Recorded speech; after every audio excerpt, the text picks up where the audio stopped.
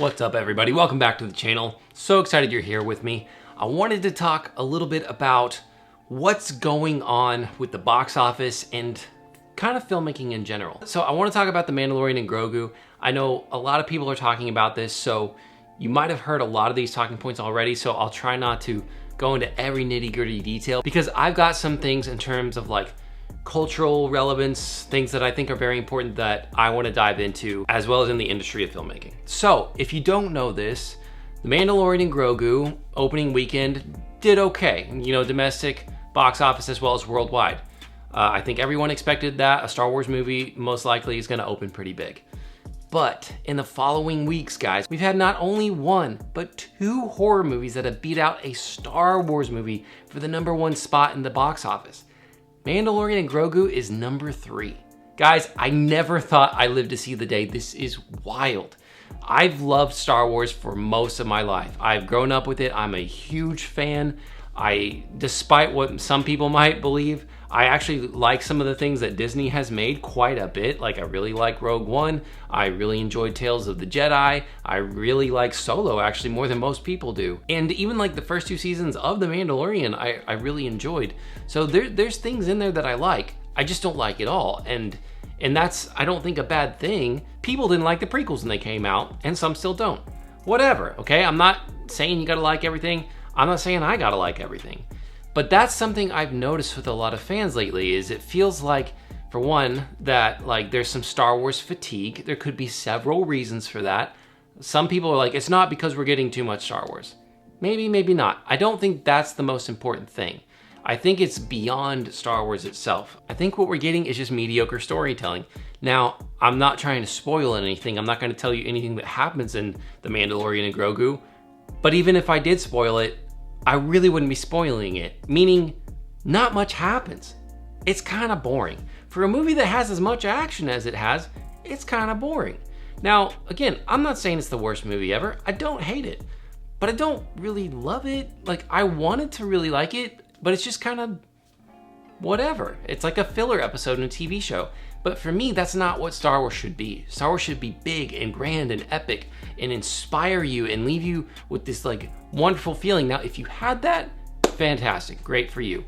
But back to the box office, right? It's like, what made these other films beat The Mandalorian and Grogu? I couldn't tell you that in specific detail, other than what I think is happening is those stories were unique. They weren't just a sequel, you know, like the 10th sequel of a franchise. They weren't a reboot of every, you know, animated movie we've ever seen growing up. There's a fresh, interesting story. And I know that some of these maybe backrooms, I think, is related to some things that have already kind of been online. So there's a little bit of a lore that pre-exists. But this is, as far as I know, the first backrooms feature film. So people are looking for stories that are unique, that are interesting, that draw them in, that excite them. I know, like, I'm not a big horror movie fan, but people go to those movies because they like the adrenaline rush of being scared, or they like the story, you know, or they like the twists and the turns aspect of it, you know. There's a lot of reasons why they may like it, but at the end of the day, no matter what your favorite genre is, sci-fi, superheroes, whatever, we want good stories, we want good characters, we want things that captivate us, that draw us in, that teach us something. And I think we're just not getting that with a lot of modern day Hollywood movies. So I think that's part of the problem with Star Wars right now, is it's just too safe. It's just too milquetoast. Now, you do want to take risks, but make them calculated risks. I think that if, you know, Lucasfilm, if Disney, if they got people involved in the making of these films that are really big fans of Star Wars, that helps, but not just fans, right? That actually know about these things. Or if they don't, to do research. Read some Star Wars books, you know, like read a couple comic books, read some video games. There's a bunch of like Star Wars dictionaries, like just get some knowledge under you so you understand the greater world, that when you go to make a film, like you just have more of a focus and an appreciation for what you're making. Now, I'm not saying everyone has 5 years to study all this. I don't expect that from anybody. But I just think that with the right intention, right care, whether it's Star Wars or not, you're gonna see better films, you're gonna see better numbers at the box office. So this is kind of the heart of what I wanna get at, right? Like, In a way, it's kind of sad to me that a Star Wars movie got beat out. I love Star Wars. I want it to be great and succeed. But at the same time, I also kind of find it encouraging. Meaning if Disney, if Lucasfilm, if, you know, all these big budget studios, if all of Hollywood is not gonna start making better movies, let's just make better movies, right? These two horror movies were made by YouTubers. Guys, that's amazing. I'm not knocking that at all. Like, we're on YouTube right now. I'm making a video. I think that's so fun. I love YouTube. I watch YouTube videos all the time. I've watched independent movies on YouTube that have only been released on YouTube, that haven't been on Netflix, that haven't been anywhere else.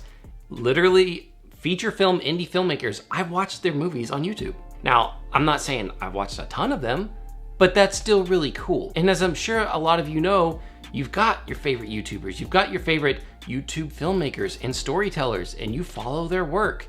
And, you know, if we start seeing more of that, we're gonna hopefully see more of those movies get into theaters. I'm a big fan of the theater going experience, and that's another reason why I'm talking about this, because I think there's a gap. I think there's an opening right now, because if you read any of the trades, if you see what's going on in the industry in Hollywood itself, if you see all the, you know, the writer strikes, the actors union, the SAG, you know, all the strikes that have been happening lately, and the potential for more to happen soon, this is a moment like where people can step in and get a following built up and make a movie, potentially get distribution, and potentially just get better movies. Like, there's a movie that came out recently, just a quick shout out, called Tuner. I really enjoyed that movie, and so I'll probably do a review on it. But the reason I bring that up is, to me, it's a very good movie. But it's a movie that I would say was like the average film about 10 years ago. Not that it's just average, but on average, we just used to get better films. On average, the films used to be more enjoyable, more entertaining, more fun. And now, yeah, they're made well, technically, because they've got nice cameras, they've got good equipment, they've got good actors, but there's no heart in it. There's no powerful messages. There's no interesting stories. There's nothing that gives you good quality escapism. There's nothing that gives you a good shock. We need stuff like that. So that's kind of the point of this video, more so than talking about numbers, because I've already had people try to argue numbers with me about, well, it's not really that much of a flop and all this stuff. And I'm like, guys, unfortunately, it is. It's a flop. The movie Mandalorian and Grogu might not even make its money back. Like, it's wild. It's crazy. So, but that's beside the point, okay? The point is, these horror movies, at least Obsession, I don't know the budget on Backrooms, but like Obsession was made for under $1 million, guys. And that's the cool thing about horror movies, at least, is like they can be made for fairly cheap, and if it's a decent movie, it'll make its money back usually, and the profit margin on those films is usually pretty good if it's, you know, got a good following, good word of mouth, all of that. Not to say that that can't happen in other genres. So this is not me trying to crap on Star Wars or Marvel or big IPs, none of that. I like those things and I hope they get better. But I think now is the time that if you're an indie filmmaker or you want to get involved, I mean, try to work crew in your local town or city or whatever and get on set. You know, if you're an actor, like try to get an agent, get some friends together, and on the weekends or something, make some films together.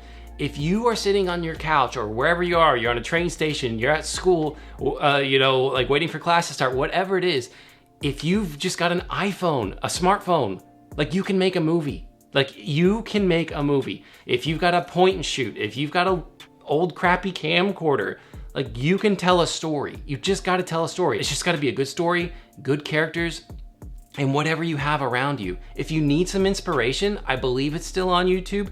Robert Rodriguez has a series called Rebel Without a Crew where he shows how he made his first independent feature, El Mariachi, for $7,000. He and his son make another very low budget movie for like under $6,000. They make a full feature film.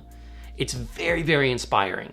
So that's kind of the main point of this video. Is like, yeah, we can talk about numbers. Yeah, we can talk about is Star Wars dead or not. To me, all that's kind of interesting, but it can take a back seat to what I'm seeing right now. And to me, what I'm seeing is an opening. To me, what I'm seeing is time for filmmakers to get together, to make stuff, to find ways to get distribution. Maybe it's not across the country, but maybe you can find a way through word of mouth, through promotion, through fundraising, talking to theater chains. Maybe you can get your movie and 10 screens in your area. Like, that's huge. Like, however it starts, we can find and create new avenues to get good stories in theaters, because I'm a big fan of the theater going experience. All that to say, stories matter, movies are important. If you have something in your heart and you want to make some art, you can do it.